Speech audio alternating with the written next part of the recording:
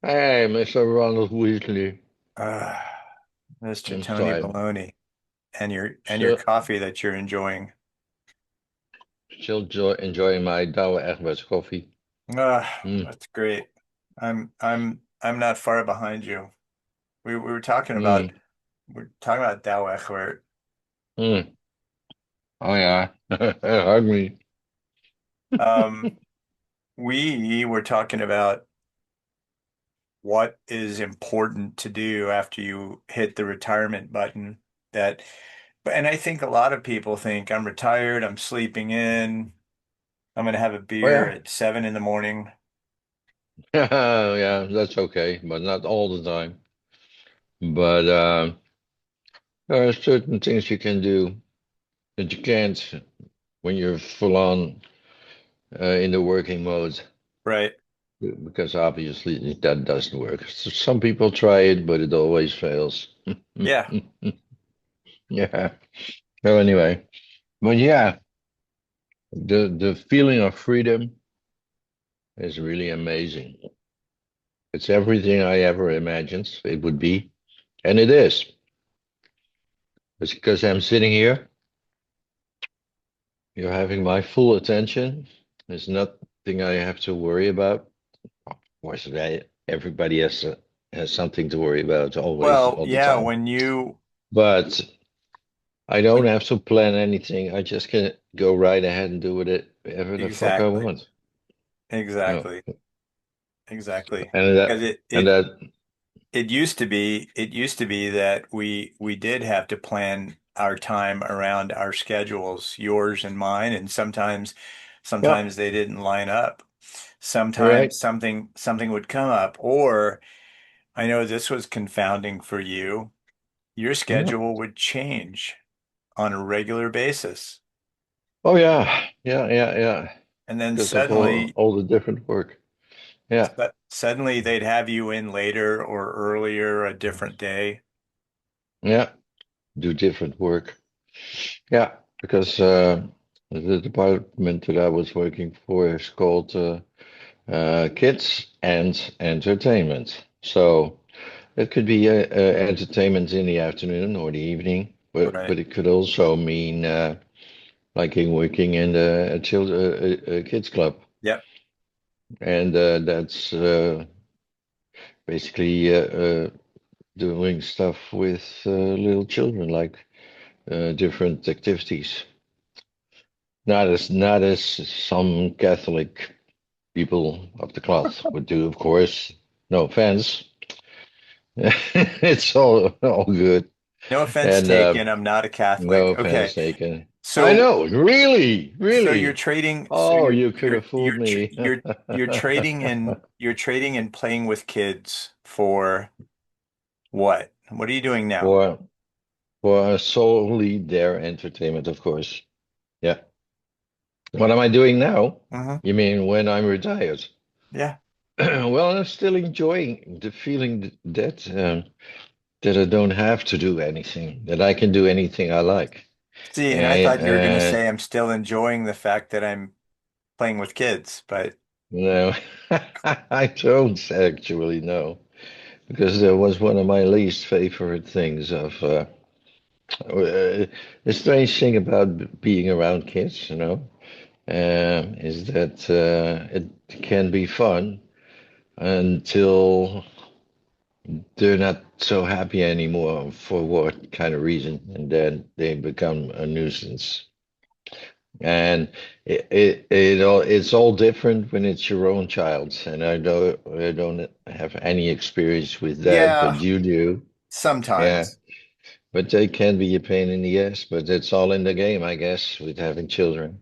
So And I don't have any children, so for me it was always very convenient because I got goof around with them, and when they become annoying or they hurt themselves or they they don't feel good anymore, and it can go like, "Here, mom, here, yep, your baby, yeah, yep, yes, she's crying. I got no idea what's going on. yep. Yeah, please, bye."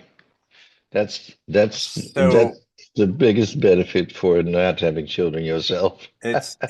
It's fun that you say that because your grandparents feel that way.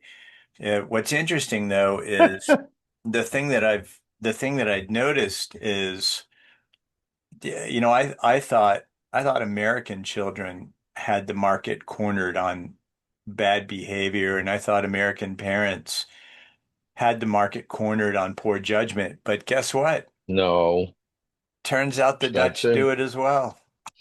Hmm. Yes, they do. And that's one thing I don't have now that I'm retired, that I get to spend more time with my grandkids because I don't have any. Right. Yeah, You know but what's hey, don't get me wrong, I love children, so and but it's always somebody else's children. did And the one thing I yeah, want to point that out really quickly with in regard to children, if a child hugs you, it's for real, and it's one of the best things ever. yes, If you feel the love and the affection of a child who I gives you a agree. hug, I agree. it's something else because they don't fake. They don't No, have to. no, So if they hug you, they do it because they genuinely like you or love you or like it's not your child. Yeah, you know what I yeah, mean. yeah, I do. I It's do. something special, and I do. yeah, that's what I do like about children. Here's a question. Do you find because you'd been there for a long time. Had you found over the course of your time and years with the operation that parents were becoming more or less responsible for their kids? less less responsible. Well, the phenomena is always there, of course. You always have parents through the ages, through the time, that are not responsible at all. But now it becomes more commonplace. And you see a lot of people go like for instance, they just let them go. And they're into up to all this mischief, these kids, and these people don't correct them. And it's annoying because you always have to be the one doing it. But it's a very dangerous place because, you know, back in the day when I was young, and you, of course, I'm sure, if you were up to no good, your mom or your dad would smack you over the head or whatever. Yes. And Yes. also the teachers, when they spanked you or punished you or one way or another because you did something that was not wrong. Right. And I got a big slap in the face from my teacher. And I would go home crying, "Oh, the teacher slapped me." And my mom would say, "Well, you probably deserved it." So, And there's a big difference nowadays, most of the time, not always, most of the time. These parents, they go like, "What the fuck did you touch my child? Did you hit him? What gives you the right to touch my child?" Oh, oh, so oh. There's a difference. that brings up a great point. Um, do you find now that parents are less inclined to believe their kid did something wrong when their kid does something wrong? Used to be kid does something wrong, you tell the parent takes care of it. Right. Nowadays, kid does something wrong, parent goes, Yeah, "What? My little angel would never do that. My little angel would never say that." Do you find that to be the case? I do. Yeah. Thanks to the whole woke shit. Oh, sorry, did I say that? So Yes, I did. here's the thing. It's not I don't think it's that. I think you know our parents used different things to babysit us. Maybe they planted us in front of the TV. Maybe they put us out in the playground and said, "Don't Mm. walk off with any strangers, and we'll see Right. you at sundown." But the reason why I ask this question is because everything that Mm. you're saying is also a challenge here in the States. If Yeah. if you're a teacher, if you're in any kind of operation where you have kids, like you work at an entertainment destination, like a theme park or a resort destination like Central Park or Yeah. anything like that, and the children are misbehaving or just whether it's something mild or something major, you tell the parents. Used to be you tell the parents and the parent would handle it. Now the parent says, Yeah. no, no, my kid would never do that. Right. It's freaking ridiculous. Oh, And even if you had them on video doing it because there's closed circuit TV, is well, no, they had a good reason for doing that. Now, how about just holding your kid accountable? And it also makes you wonder if the child's behaving that way, the parent is allowing the child to behave that way, and if they see nothing wrong with it, that's the kid's yeah. role What do you model right do? there. Yeah. What do you do? Yeah. There's nothing you can do anymore. They're fucked for life already. Yep. Oh, I said it again. I'm sorry. You Yeah, it, that's what's it's going on. it's And it's interesting. It's yeah. interesting to hear because anyone who talks to me will hear me if the conversation goes on long enough. I'll talk about the Netherlands because there's always some way in which it comes up in a conversation. And I'm here to say, guess what? Hmm. People in the Netherlands, in more cases than you think, deal with the same BS we deal with here in the US. And it happens in other parts of the world. Um, Yeah, yeah, I think the reality is right now, uh, uh, American citizens are the poster children for how not to behave, both at home and abroad. But that's just me. yeah. Yeah, I totally agree. One thing that pops into my mind is that well, we're a bit off topic with the whole retirement thing, but anyway, it intertwines anyway, so it's Yeah, it that's does. okay, I guess. Yeah, the thing that always occurs to me in American society in regard to raising children is that everything American parents do is based in fear. Though they Yes. a priori, beautiful word, Yes. they already anticipate that there's just something out there that will hurt their children Yep. instead of dealing with it when it happens. Of course, you have to be careful. You don't let your toddler off like 2 years old wander in the streets alone. You know, That's obvious. But on the other hand, here in the Netherlands, it's a good example. Children go to school on their bicycle. They go through traffic. They get a traffic diploma. They teach them how the traffic works. Not working all the time. But anyway, that's what sure. they do, and then they go to the school on their bicycle or walking if it's walking distance.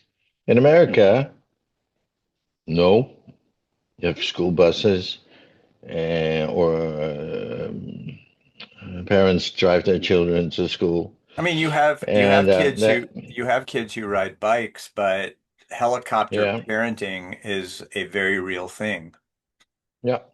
And the bad thing now is you see it happening in the Netherlands more and more and more again as well. So that's a sad development as far as I'm concerned. So, especially when you're younger, if something happens, you look to everybody around you for the cue on if Yeah, something is wrong. Two yeah, two great examples. When I was very, very young, I was allowed to basically mm, go untethered and unmanaged and right. had a membership to this local large swimming complex, and Olympic Yeah. Olympic trainers, divers, swimmers would train there, and I remember watching the things they would do, and I'd want to copy them. So these really beautiful dives they would do, I would do them, and I would practice and get better. And I remember one time I went to do a dive, and as I went to flip back, I hit my head on the diving board, and I hit the ground. And Wow. I was okay. I was okay. My head hurt a little.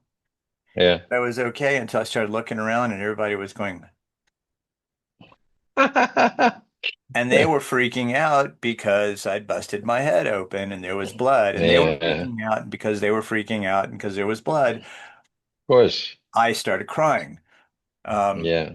the second example is from a very, very early age. My youngest, anytime she would fall, anytime she would fall, no Yeah. matter it was the playground or anywhere Yeah. else, we would say brush it off.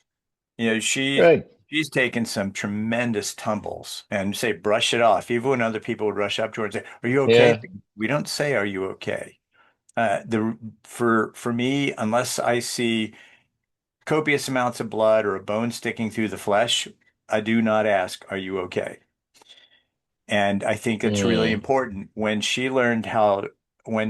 my youngest learned how to ride a bike, uh, the thing that I did first, and of course this is the stuntman thinking, but the first thing I taught her how to do was learn how to fall off a bike, because every single one of us that rides a bike, it's not if, Mm. it's when you fall on your bike. It's going to happen.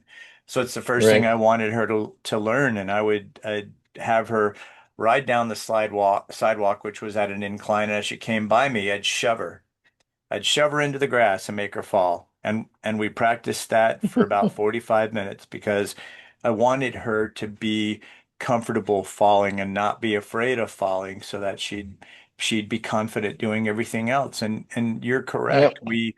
We we manage in fear, we govern in fear, and when we parent in fear, it it's a damn miracle that anybody gets anything accomplished at all if you are leading by fear. Right. It's a very bad thing because Yeah. everything the parent does or the teacher does, it accumulates. Yes. You make it worse. Yes. But that's something that all parents should know, and most of them do, or I'm convinced. But this also people are more scared about everything because the world is not a nice place anymore.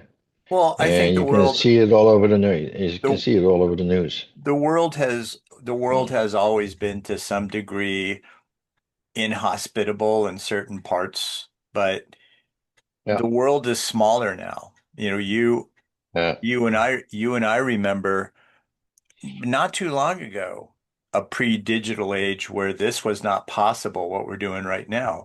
You and I right, remember a period in our lives growing up where we didn't really have the first damn idea what was happening outside of our country, sometimes right, outside of our town. right. But I'm talking about the inside our country, No, into no, our no, no. communities. But that's my point. The world is now smaller because we know everything that's going on. We can pick up our electronics, right? We can pick up our electronics, and we can we can scroll, and we can get feeds from other parts of the world in real time and Yeah, see what's happening. So yes, that's what's made it yeah, smaller, because we get to see more of what's wrong with the world. And yeah, I think that's actually a pretty decent segue, because you mentioned how, people are more afraid, they're more scared, there's more fear. You have the choice on whether or not want to be fearful, start your day fearful. It's a thing that I say frequently that energy doesn't know what to do until we assign it a value. And to me, I Mm. think I think Yeah. feelings like jealousy and fear, even anger, which is sometimes a hell of a Mm. challenge to manage. It's like there are better emotions Yeah. and better ways to use your energy. Yeah. That's true. And well, there's also the thing, I guess, because people are getting scared of a lot of stuff. That reflects on the children, of course. Yes, it does. So there you have the problem. Yeah. And but also there's a lot of nasty stuff going on like the internet and all. It's a microcosm, so and that affects people. Well, And and it's, I guess it's natural for people to think that that represents the world, but you it doesn't. It you bring doesn't. It you doesn't. bring It is a little bit. It's a small portion of the world that they're seeing, and they're exactly. magnifying it in their minds. Well, it's all based on the blinders, right? I see what I'm looking at, and even though I know it's around me, if I choose to ignore it, that Yeah. that's at my peril. And I think that's Mm. it's a pretty fascinating thing when you think about it, when you think about information consumption, when you think about what are people being taught and what are the sources of information for that? For like, Yeah. I'll never forget this.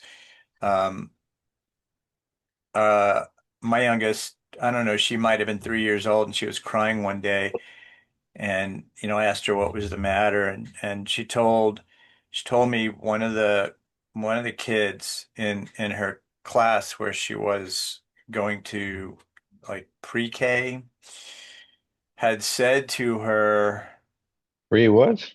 pre-kindergarten, Oh, pre-K, okay. Yeah. he had said to her that that Santa wasn't coming and she was going to hell because she didn't believe in Jesus. Well, wonder where that's coming from, huh? Exactly. That's my point. Stupid people. Oh, Yeah, stupid people. yeah. And when Well, people wonder how it is at a young age someone thinks a certain way, that's yeah. it. And I think the thing that's the most important thing that anyone can ever do is ask Mm, questions. And I think like yeah. for you with retirement, you are so busy and were so busy when you were working with Yeah. projects around the house and the garden, other things going on, that I don't Mm, think I don't think it's a huge culture shock for you to have to, okay, what do I do? I better find things to do. You are looking for other things to do, yeah. but you Yeah. you you already have an ever-growing list of projects.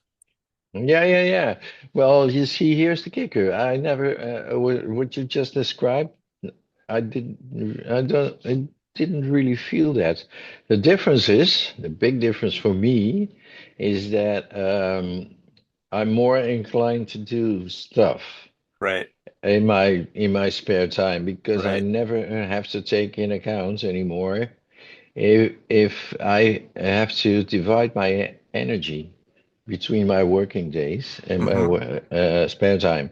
Because when you're getting older, you're getting less agile, you're getting less stamina, of course. Yes. Trying to work on that though, because it's important. Again, here we are again. The segue is turned around. So anyway, um, yeah, that's the biggest feeling of freedom for me that I can embark on something that I really want to do, which I know is going to take a long time. And if I can't get it done in one day or two, who cares? I'll pick it up the next day. You know Yes. why? Yes. I don't have to go That's anywhere. right. That's right. That's the biggest the freedom that you can get You can in my view. you can say, okay, that Yeah. project, I'm coming back to you tomorrow because I don't have to get in my car and go to work. Or Right, I don't have to do the right, kids show. I don't have to host trivia. I right, don't have to, yeah. right.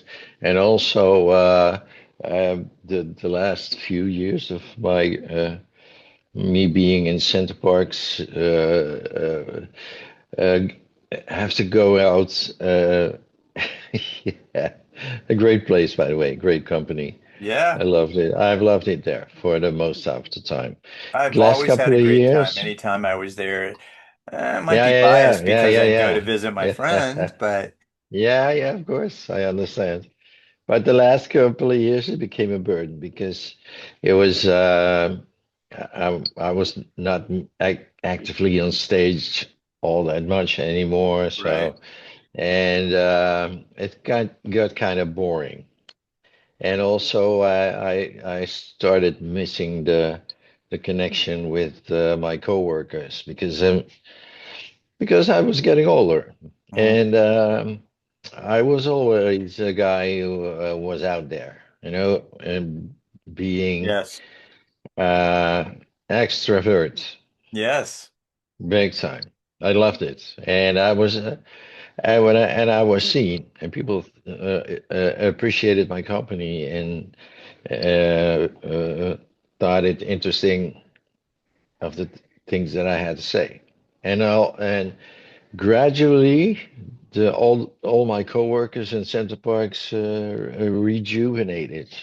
The older people went away, like I am now, and we are, Yeah. and all the younger people were coming in, and for some, you just can't say when that happened. It's a gradual It is process. gradual. You're You don't you're notice. going out of the group Well, in a sort of a organic way. And here, it's all of a sudden you go like, what the fuck?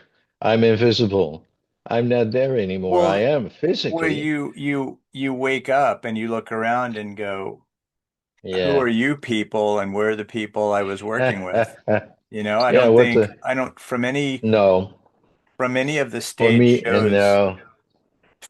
For me, from any yeah. of the stage shows that I've seen you perform in or you and Yeah. Ivona, I don't think any of those people are still around Central Parks, are they?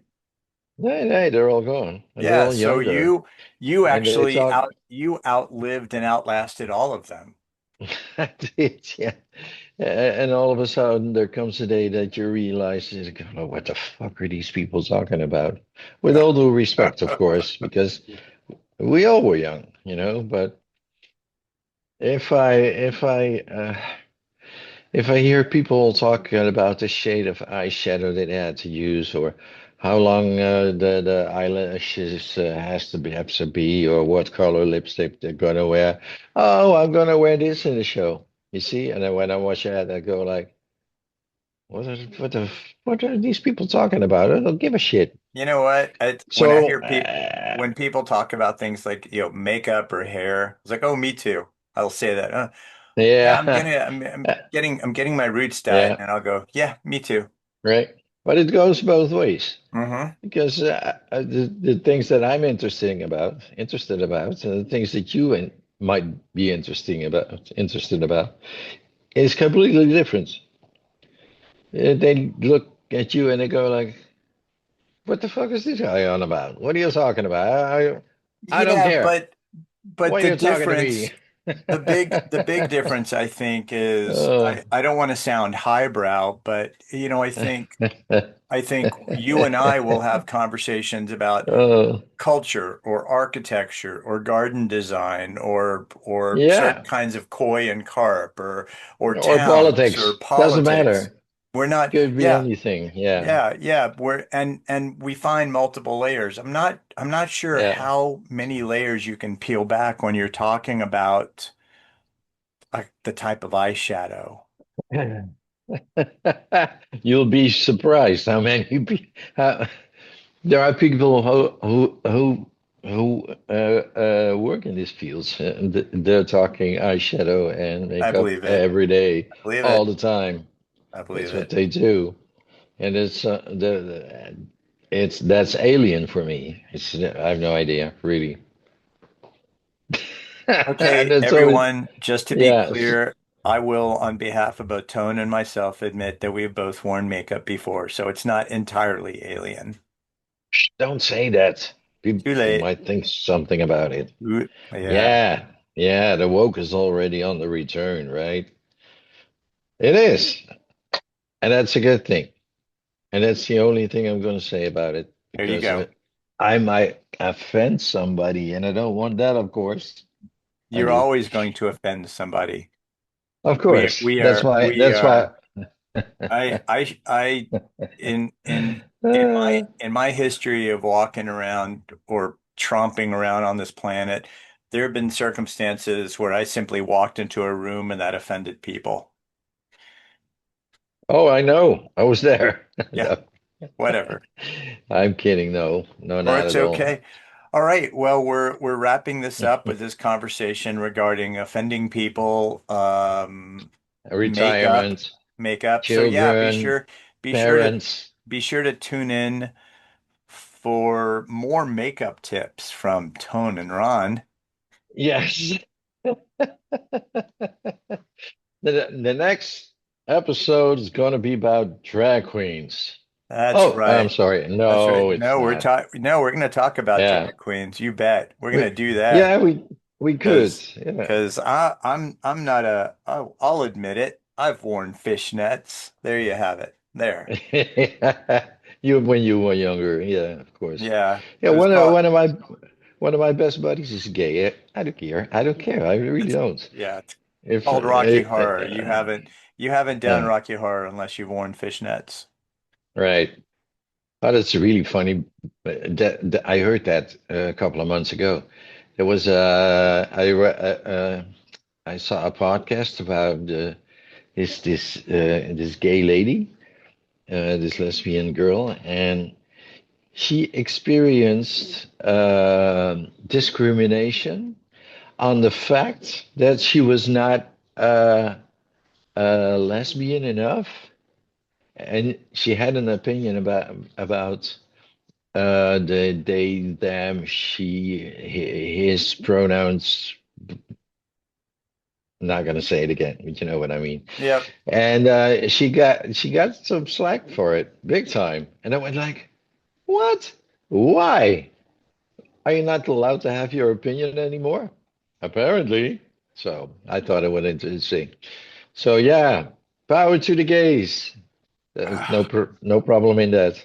And on that note, everybody click like and subscribe. Yeah. Tell your friends, tell all Yes. your friends, all of them. We don't care Yeah. what their pronouns are. Tell them, tell your No. family.